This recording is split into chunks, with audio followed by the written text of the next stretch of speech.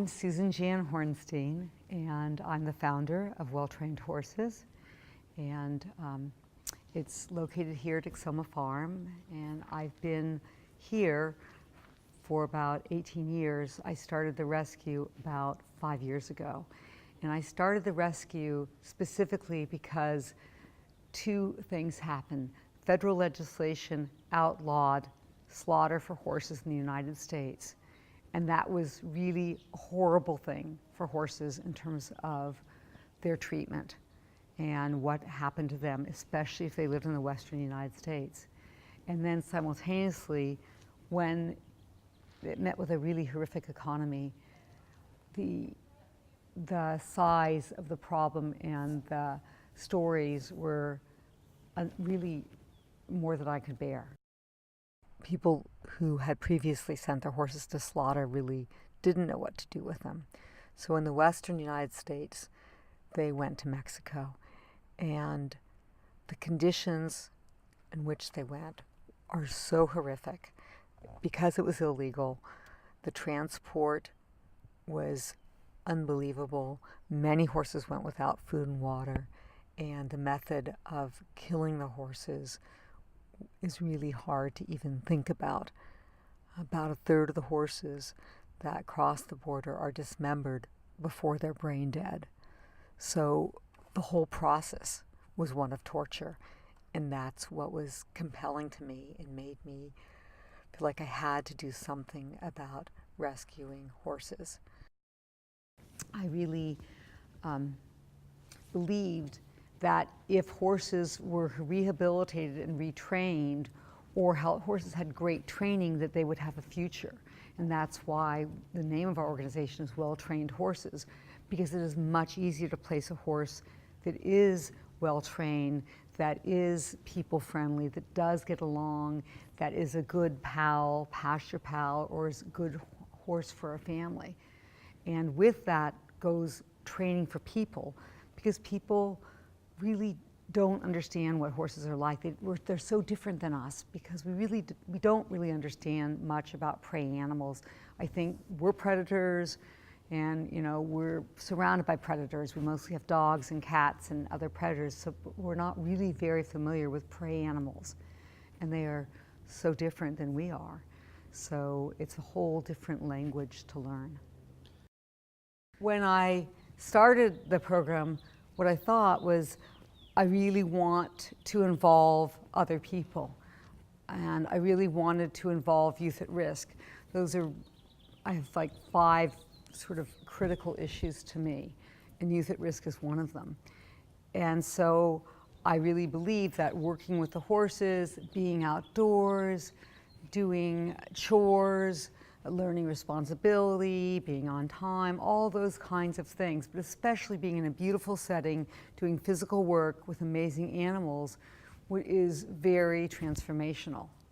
What I didn't realize at the time, and I didn't know and didn't plan for, was how transformational the work was for everybody to see a horse come in terrified, afraid of people, severely abused, and then transformed into a wonderful, loving, caring, healing, easy to work with animal.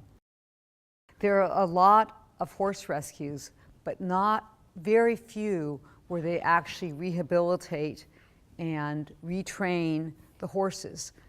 And I think that anybody can rescue, but you have to have somebody who really knows what they're doing to rehabilitate and retrain horses. First experience that I remember on a horse was at my grandfather's farm in Loon Lake, Oregon. And he had a big plow horse, I think probably 17 hands or so, named Bale horse. And we all got to get on the back of the horse, and it was, that's my earliest memory.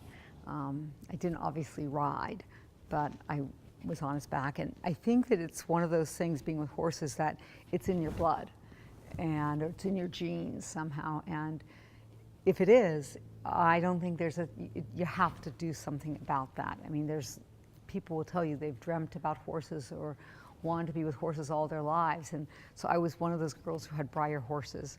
And I had people make little saddles for my bridle horses and had little stalls and things like that. And separately, my uncle and my father had a business called Lucky Hay and Grain, and then like a small, very small racing stable known as Icssoma Farm. I also had an opportunity to be around horse people. So I worked at the racetrack. I was one of the first licensed grooms in California. Women were not allowed to work at the racetrack as grooms or jockeys or any of those things. So it was fascinating, not only being around horses and race horses in particular, but also the track life. This was not the Kentucky Derby. This was, people start drinking at, well, maybe they do at the Derby. People start drinking at 5 in the morning on a regular basis, and then at 10 o'clock, we all knocked off and they went to the bar and I went with them. And I had Shirley Temples.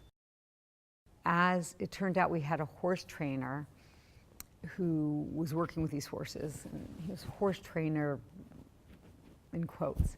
And he gave me lessons. We used to go on trail rides together in the hills of Pleasanton. And it was, he also taught me how to drive a stick shift when I was 13.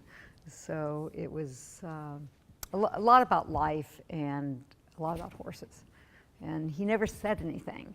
So I didn't know about diagonals or leads or dressage or any of those things. I just had a feel for horses and what they were feeling and a sense of balance on them.